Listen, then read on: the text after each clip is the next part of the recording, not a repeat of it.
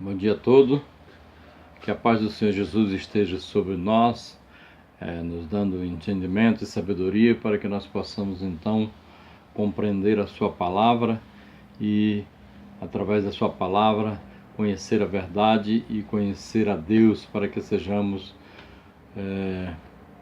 nós possamos então vir a ter a nossa salvação por intermédio da palavra de Deus, em nome de Jesus, amém. Hoje nós vamos então falar a quinta parte da nossa nona aula, para que nós possamos encerrar essa nona aula. Nós vamos falar então do capítulo 5 de Mateus, do versículo 9 até o versículo 16. Bom, o versículo 9 diz então o seguinte: Bem-aventurado os pacificadores, porque serão chamados filhos de Deus. Versículo 10 diz: Bem-aventurados os perseguidos por causa da justiça, porque deles é o reino e dos céus. Vamos falar sobre esses dois, então. Bem-aventurado os pacificadores. Versículo 9. Bom, os pacificadores o primeiro entendimento que nós temos quando nós lemos essa bem-aventurança. Nós achamos que pacificadores são pessoas que efetuam a paz entre Deus e os homens por meio de nosso Senhor Jesus Cristo. Há também referência aqui à paz estabelecida entre os homens. O apóstolo Paulo, lá na sua segunda carta aos Coríntios, no capítulo 18, versículo 18 e 19, ele nos diz o seguinte: Ora, tudo provém de Deus, que nos reconciliou consigo mesmo por meio de Cristo e nos deu o ministério da reconciliação, a saber que Deus estava em Cristo reconciliando consigo o mundo, não imputando aos homens as suas transgressões, e nos confiou a palavra da reconciliação. Então, acontece que todos aqueles que são comissionados por Jesus para levar o seu evangelho, são considerados pacificadores, e todos quanto também receberem a palavra da verdade, automaticamente, a partir do momento que nós recebemos essa palavra e se nos tornamos conhecedores dessa palavra, nós também somos comissionados então a levar essas boas novas da salvação a todas as pessoas que nós tivemos a oportunidade de falar. Não pense então você que você vai receber essa palavra, aprender a palavra e reter essa palavra para você mesmo. Pois se você não anunciar essas boas novas para outras pessoas, você vai então carecer da adoção de Deus. Devemos ter em mente que os pacificadores promovem a paz através do ensino da palavra de Deus. Pois a palavra de Deus ela é de Deus e não dos homens. Consequentemente, então, esta bem-aventurança, ela se refere àqueles que se dispõem, né? Ou seja, se colocam à disposição do Espírito, e não simplesmente aqueles que somente amam a paz. Pessoas que dizem amar a paz, mas que não se dispõem a levar a palavra de Deus para que a paz seja de Deus, ela seja completa entre as pessoas. Então Jesus ele nos ensina que os pacificadores serão chamados então filhos de Deus, porque eles fazem chegar até nós algo que pertence a Deus, né? Ou seja, a paz de Deus que pertence a Ele. A paz não é nossa, a paz é de Deus. Então eles fazem chegar até nós essa paz. O povo de Deus, ele sempre foi aplicado, estudioso das Escrituras. se afatigavam nas escrituras da palavra, andavam diretamente com as escrituras na mão, enrolavam nos braços, colocavam na testa, para que eles pudessem conhecer de Deus, né? Mas eles pecavam, talvez por achar que somente a eles era atribuído o saber e o entendimento. Haja visto os escribas, né, e os fariseus que perseguiram tanto a Jesus por achar que ele desconhecia as escrituras, porque ele quebrava as regras do templo e as leis de Moisés. E ainda hoje, nos dias atuais, nós vemos algo parecido, em que muitos pastores e mestres e doutores em teologia e versados na palavra, eles tentam impor o seu entendimento às outras pessoas de uma forma, assim, às vezes até pouco amigável, né? Por se acharem muito conhecedores da palavra, mas assim, sem nenhuma espiritualidade.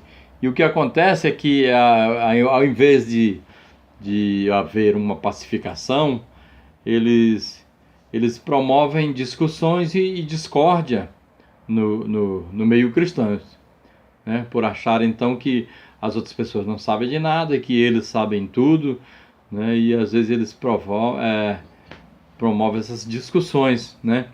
Por outro lado, e pela misericórdia de Deus, né? Existem pessoas que verdadeiramente são pacificadoras, né? E pessoas em cuja presença a discórdia, a inimizade, em virtude da palavra de Deus, eles não prosperam, né? Porque são pessoas realmente comissionadas por Deus para pregarem a palavra de Deus com amor, né? E em cuja presença se encontra o Espírito Santo de Deus, porque eles realmente fazem a vontade de Deus. O homem que se diz escolhido por Deus para o ministério da palavra e divide os homens por causa dessa mesma palavra, na realidade, esse homem é um representante do mal na terra, ao contrário do homem que une os homens em torno da palavra de Deus, né? E consequentemente faz a obra de Deus. Então podemos dizer que feliz é o homem que une e se relaciona corretamente com justiça entre os homens, porque esse homem, ele obedece a Deus. O versículo 10 a 12 que nós vamos ler agora, para que nós possamos falar algo sobre eles. O versículo 10, ele diz: bem-aventurado os perseguidos por causa da justiça, porque deles é o reino dos céus. O versículo 11 diz: bem-aventurados sois quando por minha causa vos injuriarem e vos perseguirem, e mentindo disserem todo mal contra vós. Versículo 12 diz: regozijai-vos e exultai, porque é grande o vosso galardão nos céus, pois assim perseguiram os profetas que viveram antes de vós. Bom, esses versículos então de 10 a 12, ele diz então que bem-aventurado os perseguidos por causa da justiça, porque deles é o reino dos céus. O 11 e o 12, né, quando forem injuriados, né, e no 12 nós devemos nos regozijar e nos exultar quando nós sofremos isso, porque grande será então o nosso galardão no céu, né? E ele ainda diz ainda que os profetas, eles também foram perseguidos, né, e viveram antes de nós. Então esses versículos não nos deixam dúvidas quanto à atitude do mundo para com o Evangelho de Jesus Cristo. O Novo Testamento, ele sempre representa o cristão como alvo assim de possíveis perseguições. E aqueles que perseverarem, então, mesmo sendo perseguidos e injuriados, eles receberão um galardão nos céus. Jesus, ele tinha plena convicção e absoluta honestidade, né? Quando ele falava aos seus discípulos, não deixando em momento algum de avisá-los quanto ao que os esperavam, né? Se eles escolhessem segui-lo, né? Ele não tinha vindo então para tornar, como alguns pensam, para tornar mais fácil a vida daqueles que o seguem. O que realmente ele queria era tornar grandes aqueles que o acolhessem e o aceitassem. Seriam grandes pessoas no reino. Bom, Jesus dizia que eles deveriam entender que mesmo sendo bem-aventurados, ainda assim eles seriam perseguidos e sofreriam injúrias. E que por isso também eles seriam bem-aventurados, pois a verdadeira felicidade, ela não está aqui nesse plano material na terra, mas a grande felicidade, ela está na vida eterna. E por isso Tiago nos diz em sua carta, capítulo 1, nos versículos 2 e 3, diz assim: meus irmãos, tendes por motivos de toda alegria o passardes por várias provações, sabendo que a provação da vossa fé, uma vez confirmada, ela produz perseverança. Bom, para que nós possamos então terminar essa 9ª aula, nós vamos ler também os versículos 13 até o 16, que se constitui na segunda parte do sermão, né, a parte do testemunho cristão. Vamos ler então o versículo 13 ao 16, diz o seguinte: vós sois o sal da terra. Ora, se o sal vier a ser insípido, como lhe restaurar o sabor? Para nada mais presta senão para ser lançado fora, ser pisado pelos homens. Vós sois a luz do mundo. Não se pode esconder a cidade edificada sobre um monte, nem se acende uma candeia para colocá-la debaixo do alqueire, mas no velador, e alumia a todos os que se encontram na casa. Versículo 16. Assim brilhe também a vossa luz diante dos homens, para que vejam as vossas boas obras e glorifique ao vosso Pai que está no céu. Bom, no original dos versículos 13 e 14, né, ela é enfatizada então essa palavra vós. Ela é utilizada mais evidente, né, do que dizer que o sal, a grande função do sal, que é falado aqui, é a de nos conservar e nos livrar da corrupção, né? Então, versículo 14 diz: vós sois a luz do mundo. Significa o que guia, ou seja, Jesus, o próprio Jesus é a luz do mundo, conforme disse o apóstolo João no seu Evangelho, no capítulo 8, versículo 12. Devemos refletir luz sobre os homens, conforme ele nos diz lá adiante no verso 16. Então, a motivação maior que podemos ter é que a nossa maneira de viver, ela possa levar outras pessoas a glorificar a Deus, a conhecer a Deus, né, e dar graças a Deus em todas as coisas.